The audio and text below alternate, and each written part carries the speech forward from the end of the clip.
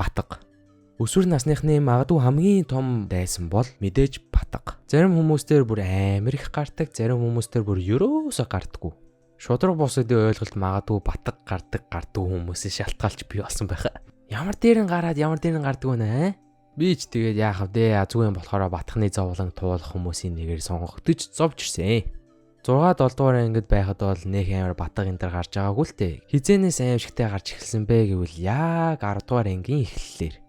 Бүх юм үнэхээр сайхан байсан. Би их дэлхийг гэгээлгээр харж байсан. Гэтэл тэр нэг өдөр бүх юм буруугаар хэрэгсэн юм да. Эхний ганц 2 батгачин гарч ирээд ер нь бол угаасаа юм боддгоо юм бэлээ. Гэхдээ тэндээс л бүх юм доош явж эхэлдэг. 1-2 гарч ирээл түүний дараа 4-5 болоод нэг л мэтгэд бүхэл нүүрэн дээр батга гарсан байсан. Үнэхээр гонхтой. Манай ээж тэгээ миний нүүрэн дээр гарч байгаа батгануудыг хараад нүрээ угаахгүй, цэвэрхэн байхгүй, эрт унтахгүй байгаа болохоор ингэж байгаа юм шүү. Явж нүрээ угаа гэж хэлсэн байт юм аа. Би бол тухайн үед амар гимшээд нээрэл миний буруу юм байна гэд ёстой сайн нүрээ угааж эрт унтаж эхлээд 7 хоног өнгөрвөө. За яасан батга маань гайгүй болж юу гэж толондоо харсан. Паа ёстой гонжийн жоо. Балай батган өстой сайн өөл гэд ээжсэн да.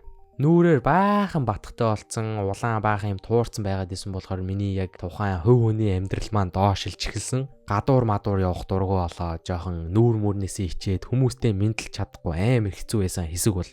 Тэр үед гэхдээ яг саксны сургуультанд би явдаг байсан. Тэгээ саксны сургуульт руугаа явж байхдаа заа юу. Би бүр гадаа алхаад явж байхдаа штэ. Гримикстэй таарсан. Гримикстэй таарад бүр хамт селфи хийх алтан боломж байсан ч батгатай царайнаас ичээд селфи тааруулаагүй зүгээр хараад өнгөрсөн байт юм аа.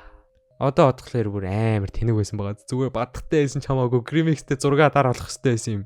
Амьдрал минь ээжи. Би дахиж хизээш гримикстэй уулзах боломжийг олж авахгүй байхтаа хөрхий. Яг нь YouTube чаналд орчвол боломжтой. Тийм болохоор намайг дэмжиж subscribe яг одоо дараарай.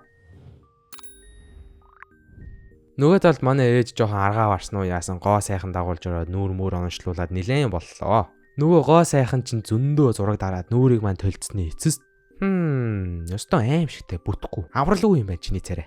Гоо сайхны эмчилгээнд явбал өөр арга байхгүй гэд буусаар аимшигтэй үнэтэй эмчилгээнд явсан байт юм аа. Тэгээ би хичээлээ тараад дандаа гоо сайхан дээр очиж эмчилгээнд ордог байсан. Нэг амар орон дээр хөвтээд хамаг батгах шахаад алгадаж малгадаад бүр алдаг байсан.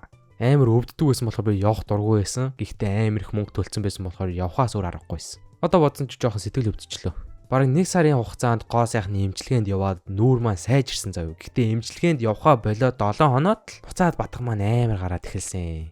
Бүр галзуурмаар. Хичээл мичээлээр бас гадуур дотор явхад нэг л өөртөө итгэлгүй батганаасаа болоод зөндөөч сайхан найзуудтай болох шинэ юм тууших боломжуудыг алдсан да би. Дараа нас нэг гоо сайханд ороод хамаг юмаа үзүүлээд шинэ нүүрний саван тос энэ төр авлаа. Бараг 2 сар туршиж хэрэглэж үтсэн ч бас л амжилт олоогүй. Дараа нь дахиад л өөр гоо сайханд 1 сарын эмчилгээнд яваад тамлуулаад нэг л мэтгэд батгатай тэмцээр жил хагас өнгөрсөн байсан. Яг энэ үед би бууж өгч зүгээр л байгаагаараа байхаар шийдэж. Хорвоо дэлхийн надад өгсөн энэ аимшигтай дайсандаа дасан зөгцөж хамтран амьдрахаар төхрөөд батхан санаа зовж өөрөө өөртөө утрахаа болж эхэлсэн юм да.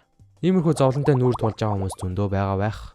Энэ бичлэгээрээ би юу хэлэх гээд байна вэ гэвэл байдаг шүү байдаг. Үнэхээр 1000 чигээд батг гарсаар байх үе мөч зөндөө байдаг. Тийм болохоор батганаас олж нэгээ бити доош хийгээрээ ард нь бүр ер бүсийн там шиг зовлонтой үйл явдал өрнжийдэг шүү. Миний хувьд бол яг гарах үедээ гарна, гайгүй сайхан харагдах үедээ ч харагдана. Гол нь яг томрох тусам цаг хугацаа явах тусам дажгүй болно. Анхаарах үедээ анхаарах мэдээж хэрэгтэй. Гэтэ дажгүй болно уу? Надад итдэг. Харин нэг санаа зовж ач холбогдол өгөөд өөрсдөө чинь ирэх боломжуудыг алдалгүй явж гадуур дотор явах ичих мичих гэдэг зүйлтэй тэмцээд ард нь гараарэ жилхийг хүссэн юм аа. Тийм ээ та нар чаднаа. Ядаж л намайг бодвол гримикстэй таарч селфи хийгээрэй заа юу. Дараа нь харамстай юм байл шүү. Өнөөдрийн бичлэгээр хамт байсан бүх хүмүүстээ баярлалаа. Би өөрт маань тохиолдчихсан жоохон хар бараан дурсамжаа гоё инээдтэй бичлэг болгоод тавихаар шийдээд энийг хийсэн юм аа. Хэрвээ таалагдсан бол мэдээж лайк болон subscribe дараарай. Хамтран ажиллах хүмүүс байх юм бол ийшээ холбогдоорой. Дараа дараагийнхын сонирхолтой бичлэгээрээ уулзтлаа. Түр баяртай.